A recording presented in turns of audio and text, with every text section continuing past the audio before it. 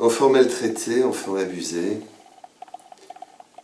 enfants ou adultes victimes de violences ou de viols, victimes de guerre, d'attentats, de catastrophes. Cette petite vidéo est consacrée au fait d'être victime. Alors la définition toute simple, toute basique de la victime, c'est celui ou celle qui a subi un dommage, un abus ou un préjudice moral. Dans cette vidéo, je n'aborderai pas les personnes qui sont des victimes consentantes, entre guillemets, ceux et celles qui se sacrifient volontairement pour les autres, mais plutôt ceux et celles qui sont victimes d'autrui, abusés, ayant subi un préjudice ou un dommage. 4 points successifs. Le premier d'entre eux. Le préjudice, à l'évidence, c'est le préjudice initial. C'est la violence qui a été subie. Mais en réalité, on peut identifier 2 autres types de préjudice. La culpabilité, associée à la situation, la honte dans certains cas. Mais aussi, bien évidemment, le fait de ne pas être reconnu comme victime. Être victime, c'est être victime d'abord initialement, ensuite victime de la honte et de la culpabilité, enfin d'une non-reconnaissance en tant que victime.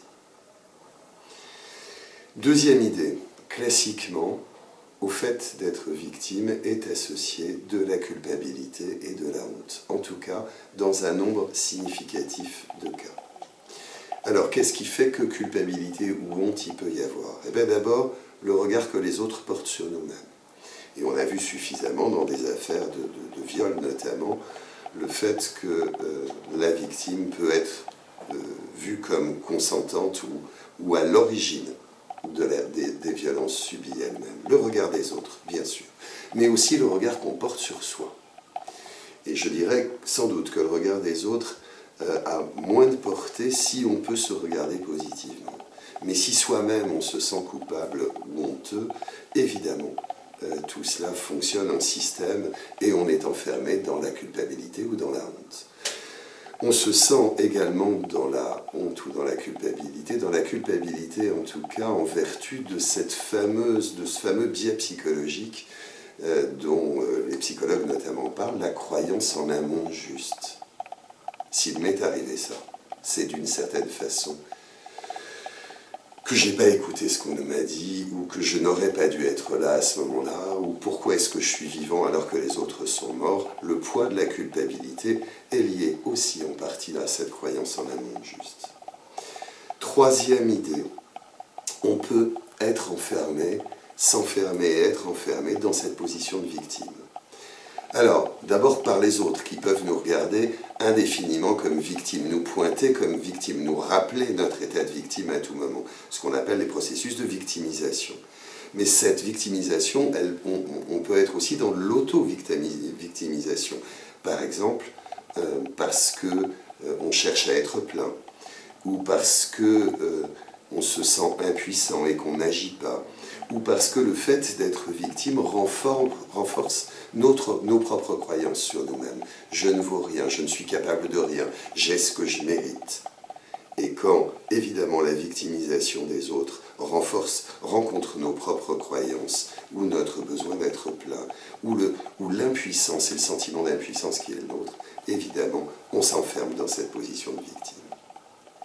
Pour finir, dernière idée, quels sont les besoins des victimes?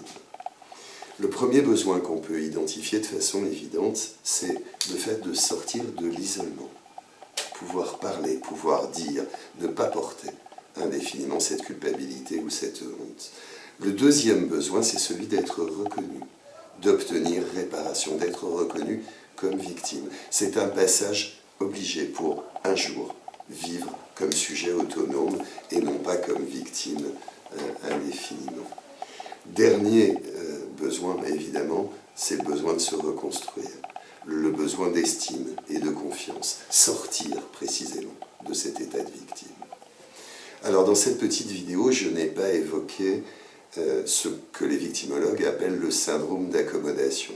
Comment une victime, à un moment ou à un autre, parce parce qu'elle n'est pas reconnue comme victime, parce qu'elle ne parle pas, et qu'elle n'a pas eu l'occasion de parler de cette situation, s'enferme dans un certain nombre de comportements. J'y reviendrai dans une prochaine vidéo.